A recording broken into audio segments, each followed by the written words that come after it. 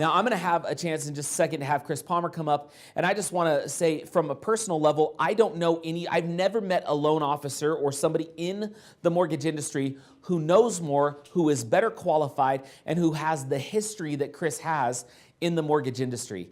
He had a lot of experience before we started working with him. How many years have we been working together? Oh, I think I've been with you guys for about 8 years. He's been with us for 8 years, and before that, how long had you been in the mortgage industry? I'm coming up on 15 years. So he's coming up altogether on 15 years in the lending world. How full of is this guy, though? Which means he knows a lot. I spent about 2 years in the lending world and I was done. And so Chris is incredibly smart. This guy knows mortgages and knows the lending industry inside and out, so please help me in welcoming Chris Palmer. Thanks, guys. Kevin's way too nice. And by the way, he came up all the way from St. George just to be with you guys. How cool is that? That's right. You know, That's he just right. wanted. How hot is it in St. George right now? You know, man, it's about 95. It's about 95. You know? Okay, all right. His energy level is awesome. You got to remind him he's up here with a banker. You know, That's right. We got to bring it down a notch. We got to bring it down a notch.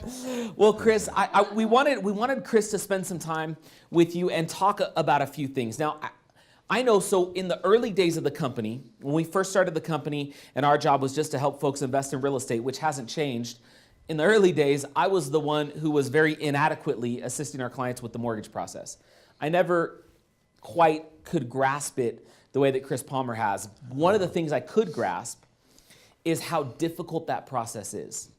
If you've ever been through a lending process, if you've ever gotten a mortgage, especially on an investment property, there's a ton of stuff to consider. There's a ton of stuff you need to be aware of. There's things like interest rates and when should I lock interest rates. There's things like what's going to be required from a pre-qualification standpoint. There's things that somebody like Chris has to consider in terms of how many properties are you getting with your game plan? In what order are you purchasing those properties? What are the time frames? Trying to figure that out on your own would be quite the headache. And so what I thought would be really good and what Steve and I thought would be awesome is if Chris could come and talk a little bit about that lending process and give you a little bit of insight to what does it take to be able to qualify for one of these loans and what is that process? What does it look like to make it as easy and painless and frictionless as possible for you as you're acquiring real estate? So Chris, talk to us a little bit about that. What is that process and just kind of open up the doors for us a little bit on that. Oh, you bet. I'm going to start off. I'm going to see what you guys think on this. But I just read an article. It was actually from Freddie Mac. It was on LinkedIn a few days back, and they were talking about total industry volume and the percentages of different types of loans. And investment loans make up 10% of the total volume. So 90% are second homes, they're primary residences. And total industry volume for all loan applications made nationwide, 36% are denied. 36% of investment loans. What percentage do you guys think of those loan applications are denied? What do you think? Any ideas? Yeah, 47%. 47% of all loan applications made for the purchase of residential investment loans are denied. They're denied. The article cited something else I thought was really interesting, but it said that 60% of those loan denials were made in error. Mistakes by loan officers, processors, underwriters, because they don't understand the investment loan process and investment lending. So guys, investment loans it's my niche. In contrast to the industry, 90% of my volume is investment loans. So, you know, it's not a side note for me. It's a focus. Not many loan officers can say that, and the reason why they can't is because it's a hard niche. You know, investment loans are a little tougher than a primary residence, and frankly, primaries and second homes are no walk in the park nowadays. There's more regulation than there should be, no doubt, out there. I think you guys have probably witnessed that. And then when it comes to secondary marketing guidelines, it seems like half of what's requested to make a loan application seems nonsensical. Why do you think it seems nonsensical? Because it is. It is. Has anybody ever gone through the investment lending process and wondered why the lender was demanding another set of conditions and another set of conditions, and pretty soon you're like, when's the urine sample due? And it just seems like it's like there's a lot there. Been through that? Yeah. Do you have something you want to say? With a bank and once with you guys, and I was almost ready to throw in the towel and walk away. I was so upset. It Me can be too. frustrating. Me too. I can commiserate with you and empathize with you. I'm getting a little gray right there. I'm going really short on the sides. They I say have to call you and talk to you so much. that's right. That's what he's there for. I'd love to help you out. I mean, your goals are my goals. I want to help you get investment loans, but I think lender years are kind of like dog years. If you last this long, you're either dense or who knows what.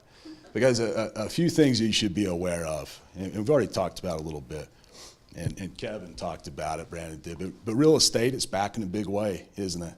Last 5-6 years, it's been good. The landscape's changed, and it continues to change, doesn't it?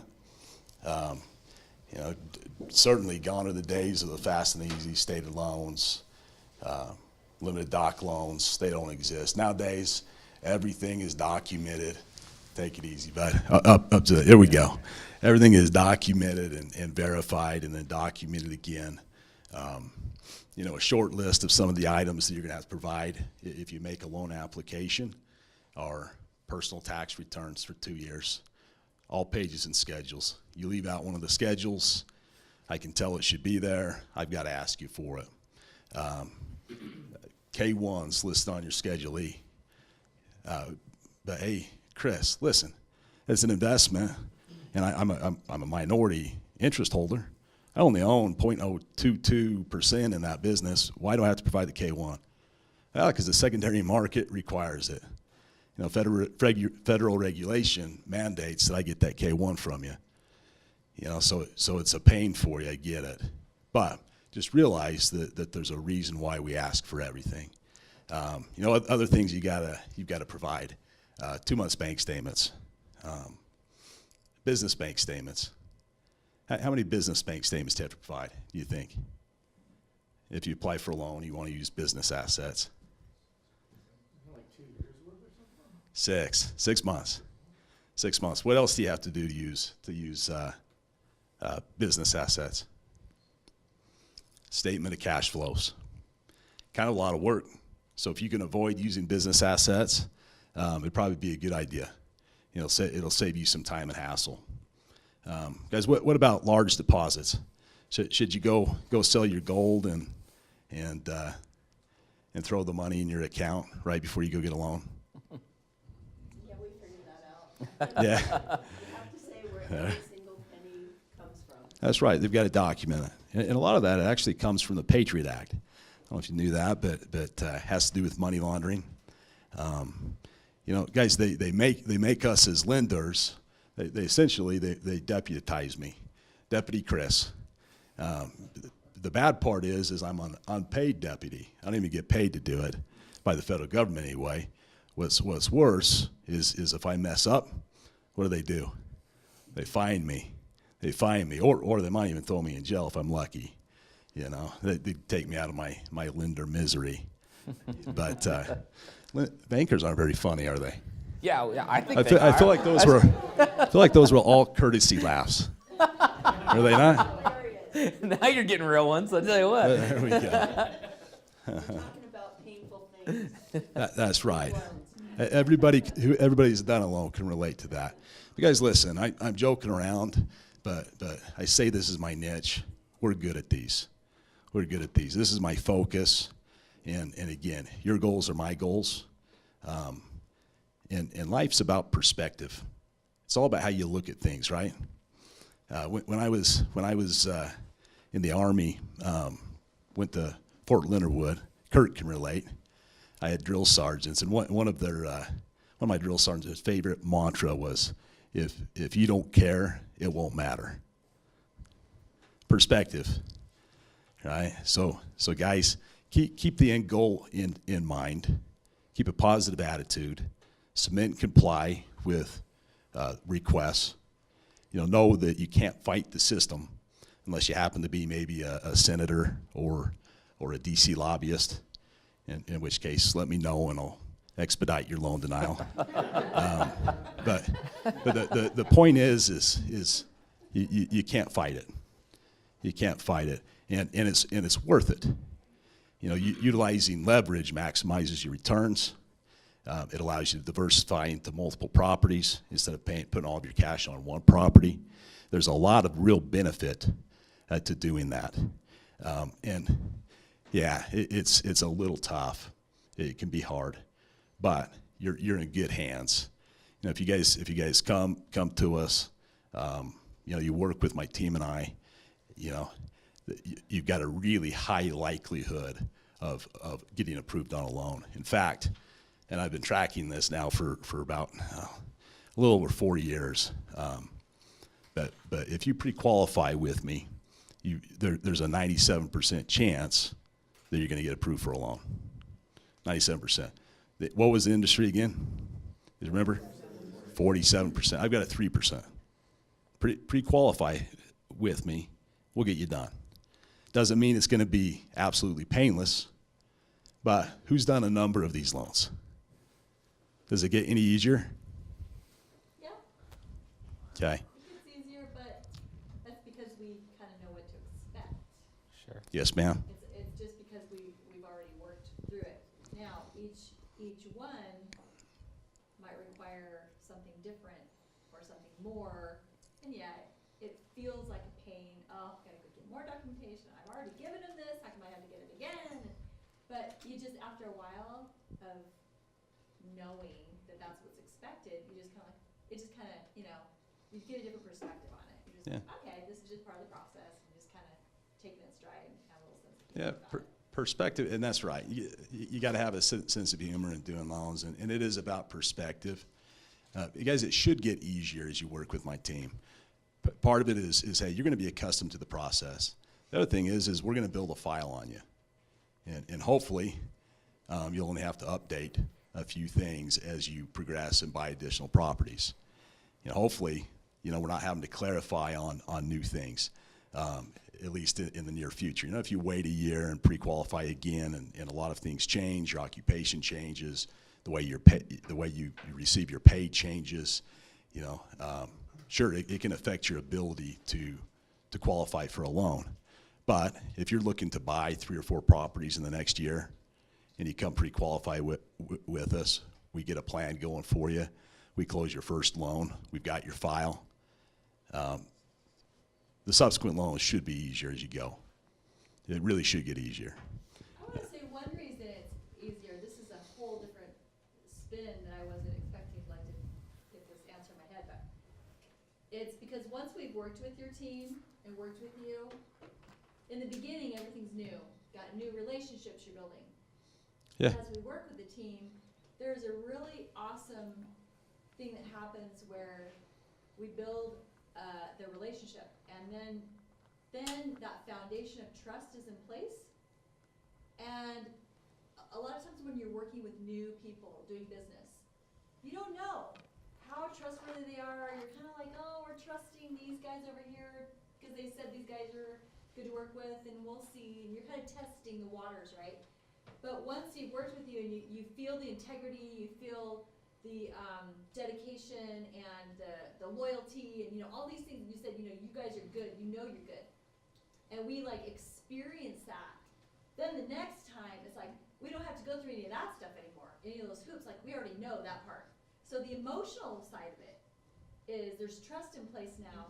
You can go faster because you're not hesitating and feeling that sense of, I don't know this person, you've had the relationship built up. That's huge. Yeah, it is big. It's very important. Value. Yeah.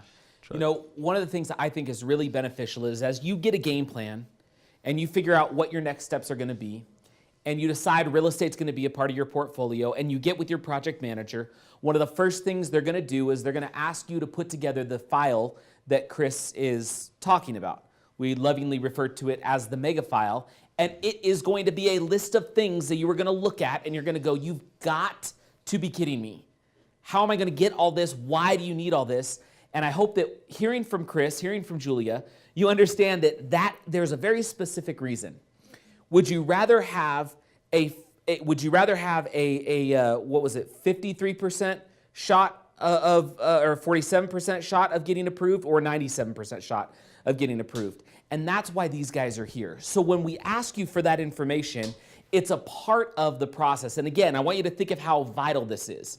You get a game plan in-house. You work with a project manager who understands what Chris's job is, who understands what Brandon is doing, and who can put properties, work with the teams in the field to put properties in front of you that are a good fit for your redefined retirement and replacing your income.